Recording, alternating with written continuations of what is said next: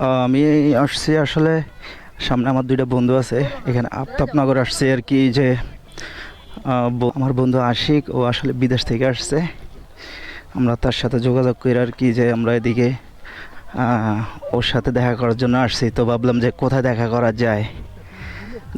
যায় তো এখানে আশিক আর আমাদের দুইজনের লোকেশনের মাঝামাঝি হচ্ছে এই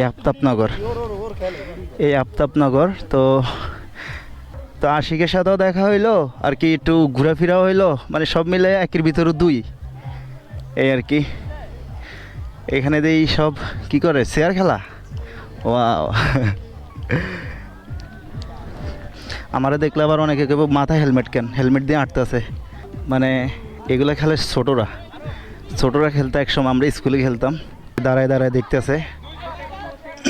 আমরা সামনে যাই, চল। সবাই আর কি ছুটির দিনগুলোতে আসলে কেউ বাসায় বসে থাকে না বিকেলবেলা, বিশেষ করে বিকেল টাইমটা। তো সবাই ঘুরতে বের হয়ে চলে আসছে।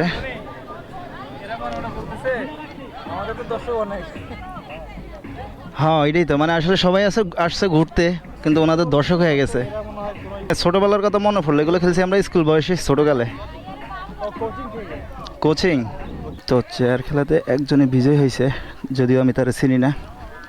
সবাই আর কি ঘুরতেই আসে, এছাড়া এদিকে আর কোনো কাজ নাই। প্রকৃতির সৌন্দর্য আসলে এখানে দেখার মতন হচ্ছে যে খাল আর কি,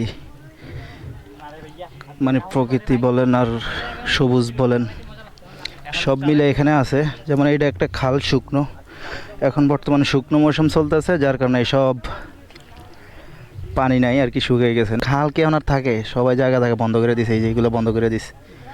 তো দেশে খালগুলোতে এমনিই ধ্বংস হয়।